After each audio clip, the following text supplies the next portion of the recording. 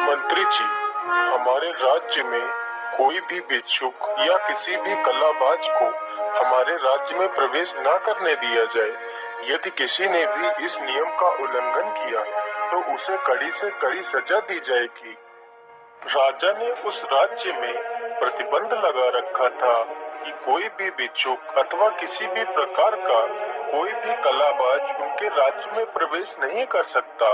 परंतु एक दिन की बात है, एक कलाबाज उनके राज्य महल में घुस जाता है। कौन हो तुम और तुम्हारी हिम्मत कैसे हुई बिना मेरी इजाजत के महल में प्रवेश करने की? सैनिकों, इसे अंदर किसने आने दिया? महाराज, मैं जरा सा पानी पीने चला गया तो ये आदमी राज्यसभा में घुस आया। महाराज, मेरी बात सुन लीजिए। मैं एक कलाबाज हूँ और मैं लोगों को अपना करतब दिखाकर उनका मनोरंजन करता हूँ और मैं आपसे अपनी कला दिखाने की अनुमति चाहता हूँ महाराज। अरे कलाबाज, तू यहाँ तो क्या इस पूरे राज्य में कहीं भी अपनी कलाबाजी नहीं दिखा सकता। निकल जा यहाँ से, नहीं तो तुझे फांसी पर चढ़ा दूंगा। ठीक है महाराज, मैं यहाँ से चला जाऊंगा, लेकिन उससे पहले मैं यहाँ से एक अच्छा कार्य करके जाना चाहता हूँ महाराज। अरे, ऐसा कौन सा अच्छा कार्य है जो तू यहाँ से करके जाना चाहता है? महाराज, आपके राज्य में आसमान में दो विशाल भैंसे लड़ रहे हैं और वो दो भैंसे लड़ते लड़ते आपके राज्य की ओर ही आ रहे हैं और यदि वह दोनों भैंसे आपके राज्य में आ गए तो आपके राज्य का विनाश कर देंगे। इसलिए महाराज, मैं उन दोनों भैंसों को शांत कराना चाहता हूँ। यह तो बड़ा ही नेक काम है।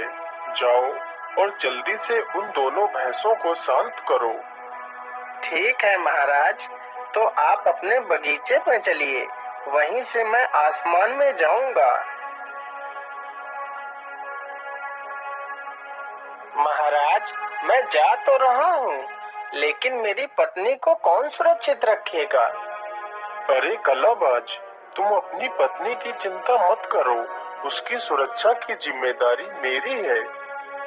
फिर वह कलाबाज एक रस्सी निकालता है और उसे आसमान की तरफ फेंक देता है और उसी को पकड़ पकड़ कर आसमान की ओर चढ़ने लगता है। मुझे लगता है अब वह कलाबाज आसमान में पहुंच गया होगा। कुछ ही देर बाद आसमान से कलाबाज का एक हाथ जमीन पर गिरता है। अरे राजा साहब, वह भैंसे मेरे पति को मार रहे हैं, उन्हें बचा लीजिए महाराज। लेकिन मैं आसमान में आपके पति को कैसे बचा सकता हूँ? कुछ ही देर बाद उसका दूसरा हाथ भी जमीन पर गिरता है। इसी प्रकार बारी बारी से कलाबाज का पूरा शरीर टुकड़ों में जमीन पर गिरता है। महाराज, मेरे पति को उन दो भैंसों ने मार डाला है। अब मैं उनके बिना कैसे रहूंगी? मुझे भी नहीं जीना है महाराज। मैं अपने पति के साथ सती होना चाहती हूँ। राजा के लाख समझाने के बाद भी वह औरत नहीं मानती है और अपने पति के कटे हुए टुकड़ों को लेकर चिता पर बैठ जाती है और उसी में जल जाती है। अरे ये क्या, इधर तो देखो जरा, वह कलाबाज तो नीचे उतर कर आ रहा है।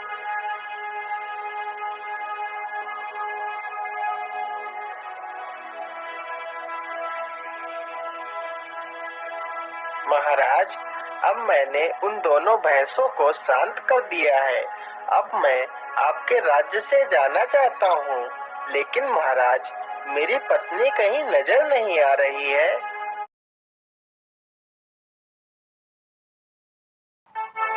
लेकिन तुम्हारी पत्नी तो सती हो गई है। तुम्हारे अंग तो कट कट कर जमीन पर गिरे थे, तो तुम्हारी पत्नी तुम्हारे कटे हुए शरीर को लेकर चिता में बैठ गई और वह सती हो गई। लेकिन महाराज, मैं तो आपके सामने खड़ा हूँ, तो भला मैं मर कैसे सकता हूँ? आप जरूर मुझसे झूठ बोल रहे हैं महाराज। आपने मेरी कलाबाजिन को अपने घर में ही छुपा रखा है और मुझसे झूठ बोल रहे हैं कि मेरी पत्नी सती हो गई। मैं अभी अपनी पत्नी को बुलाता हूँ। अरे रूपरेखा, तुम कहाँ हो? देखो मैं आ गया, तुम बाहर आ जाओ।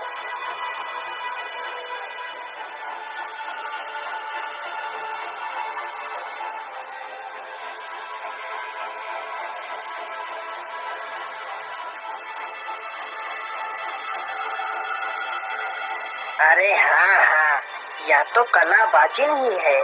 मुझे तो मेरी आंखों पर यकीन ही नहीं हो रहा है। अरे ये क्या, यह तो सचमुच कलाबाजिन ही है, लेकिन यह तो जीवित है।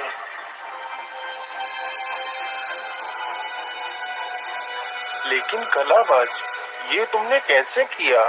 तुम्हारा शरीर तो मेरी आंखों के सामने कट कट के गिरा था और तुम्हारी पत्नी मेरी आंखों के सामने सती हुई, लेकिन तुम दोनों तो जीवित हो। ये तुमने कैसे किया कलाबाज?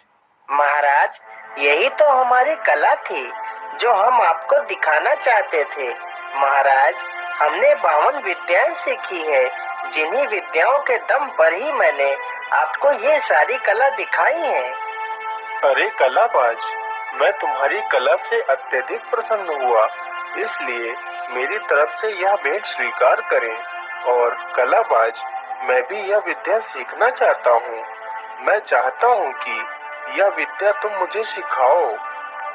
अवश्य महाराज, मैं आपको यह विद्या जरूर सिखाऊंगा, लेकिन यहाँ नहीं। इसके लिए आपको हमारे घर जादूपुरी आना होगा।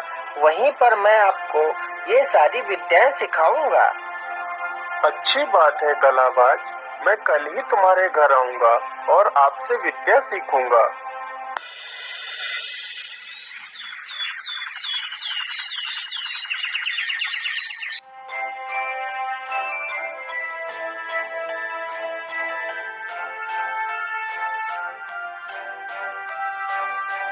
अच्छा महारानी जी, अब मैं चलता हूँ। मुझे जल्दी से वह सारी विद्याएं सीखनी है। ठीक है महाराज, आप अवश्य वह सारी विद्याएं सीख लेंगे। जाइए महाराज।